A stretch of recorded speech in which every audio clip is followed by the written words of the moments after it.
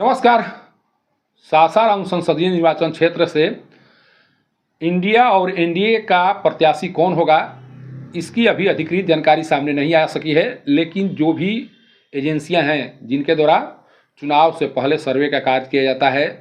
लोगों से जानकारी जुटाई जाती है और यह जानने का प्रयास किया जाता है कि सबसे ज़्यादा किसकी चर्चा हो रही है, कौन प्रत्याशी सामने आता है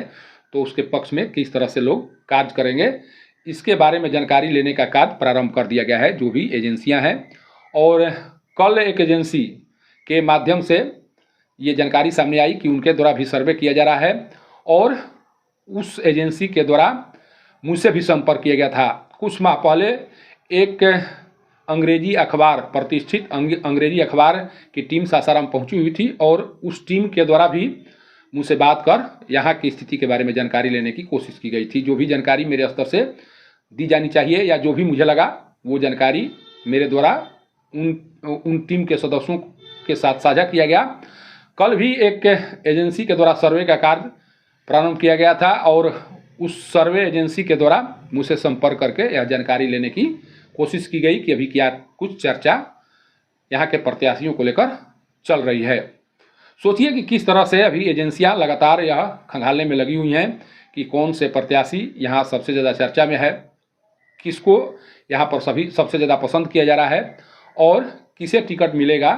तो उसकी नैया पार हो सकती है। ये लगातार जानने की कोशिश की जा रही है और इन्हीं एजेंसियों के जो भी रिपोर्ट्स होते हैं उसी के आधार पर शायद जो केंद्रीय नेतृत्व है उसके द्वारा प्रत्याशियों को मैदान में लाने का फैसला किया जाता है। कल जिस तरह से एजेंसियों के द्वारा मुझसे जानकारी लेने की कोशिश की गई उससे साफ लग रहा था कि उन एजेंसियों के पीछे जो भी कार्य करने वाले लोग हैं या जो भी उस एजेंसी के माध्यम से कुछ जानकारी प्राप्त करने में लगे हुए हैं, उनका मकसद सिर्फ यही है कि यहाँ पर कुछ इस तरह की जानकारी सामने लाया जा सके जिस जानकारी के आधार पर जो केंद्रीय नेतृत्व है उसे पता चल सके कि सासाराम संसदीय निर्वाचन क्षेत्र में सबसे ज़्यादा चर्चा किसकी है, किसके द्वारा किस तरह के कार्य किए गए हैं, वर्तमान सांसद है उनकी स्थिति क्या है, जो पूर्व लोकसभा स्पीकर हैं मीरा कुमार उसके बारे में लोग क्या सोच रहे हैं। इस तरह के तमाम जानकारी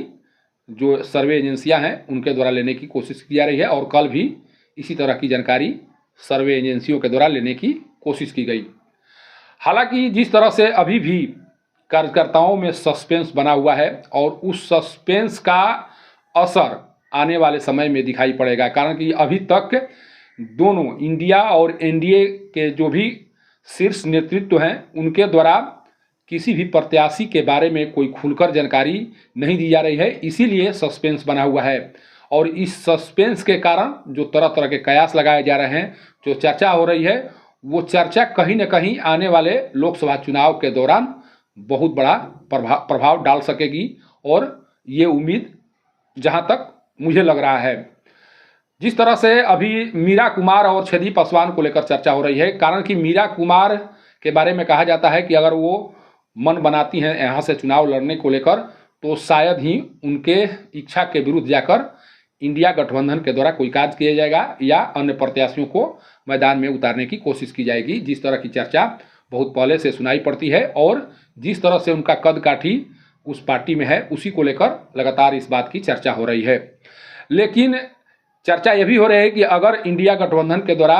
मीरा कुमार को यहाँ से प्रत्याशी बनाया जाता है तो मीरा कुमार को केवल और केवल जो वर्तमान सांसद छेदी पासवान हैं उन्हीं के द्वारा टक्कर दिया जा सकता है और वही एक शख्स हैं जिनके माध्यम से मीरा कुमार को या तो शिकस्त दिया जा सकता है या उन्हें टक्कर दी जा सकती है। अभी तक जो मार्केट में चर्चा है वो यही है। लेकिन सर्वे एजेंसियां ये जानने का प्रयास कर रही हैं कि लोगों के मन में क्या चल रहा है। कल जिस तरह से कुछ प्रत्याशियों के बारे में जो संभावित प्रत्याशी हैं जिन्हें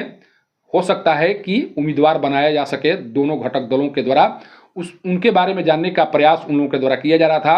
उन लोगों के द्वारा पूछा जा रहा था कि कुछ चेहरे हैं जिनकी चर्चा हो रही है उसके बारे में यहाँ के लोग क्या सोच रहे हैं। उनमें जो नाम सामने आया जो एनडीए की ओर से जिसके बारे में संभावना व्यक्त की जा रही है उसके बारे में जो ललन पासवान हैं, जो पूर्व विधायक चिनारी के ललन पासवान हैं, उनके बारे में भी एजेंसियों के द्वारा जानकारी लेने की कोशिश की गई। सीवेश राम जो पूर्व मंत्री मुनीलाल राम के पुत्र हैं, उनके बारे में भी एजेंसियों के द्वारा जानकारी जुटाने की कोशिश की गई। और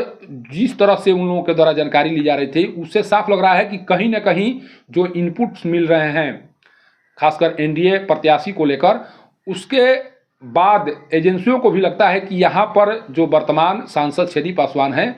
उनके बारे में जो सोच है लोगों की वो सही नहीं है। कारण कि बार बार ललन पासवान को लेकर जिस तरह से चर्चा उन लोगों के द्वारा की जा रही थी, उससे साफ लग रहा है कि जब एजेंसियों के द्वारा ललन पासवान के बारे में जानकारी जुटाने की कोशिश की जा रही होगी, उस दौरान जो भी इनपुट्स मिल रहे होंगे लोगों के द्वारा, उन इनपुट्स के आधार पर एजेंसियों को भी लगता है कि ललन पासवान अभी सबसे ज़्यादा एनडीए प्रत्याशी के तौर पर लोगों के बीच चर्चा में बने हुए हैं। ललन पासवान एक ऐसे शख्स के रूप में जाने जाते हैं जो हमेशा लोगों के बीच में रहकर कार्य करते हैं और उनका कार्य चेनारी विधानसभा में दिखाई भी पड़ता है। इसीलिए अभी जिस तरह से लोगों के बीच चर्चा हो रही है ललन पासवान को लेकर, अगर उस चर्चा के बारे में जानकारी लिया जाए और उसके अनुसार अगर एनडीए के द्वारा अपना प्रत्याशी उतारा जाता है तो हो सकता है कि एनडीए को फायदा मिले।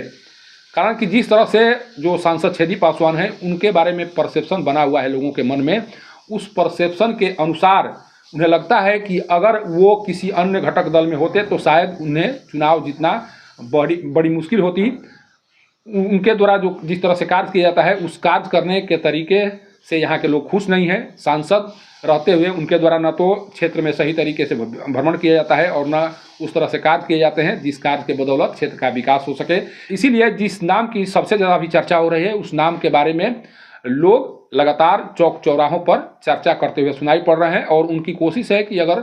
ललन पासवान को एनडीए का प्रत्याशी बनाया जाता है तो एनडीए के लिए यहाँ की राहें जो हैं आसान हो जाएंगी और एनडीए आसानी से इस सीट को फतह कर सकता है। लेकिन कुछ इस तरह की भी चर्चा है कि अगर इंडिया गठबंधन के द्वारा मीरा कुमार को अपना प्रत्याशी बनाया जाता है, उस स्थिति में केवल और केवल छेदी पासवान ही हैं जो मीरा कुमार को शिकस्त दे सकते हैं। कारण कि बहुत दिनों से छेदी पासवान इस क्षेत्र में कार्य कर रहे हैं, वो हर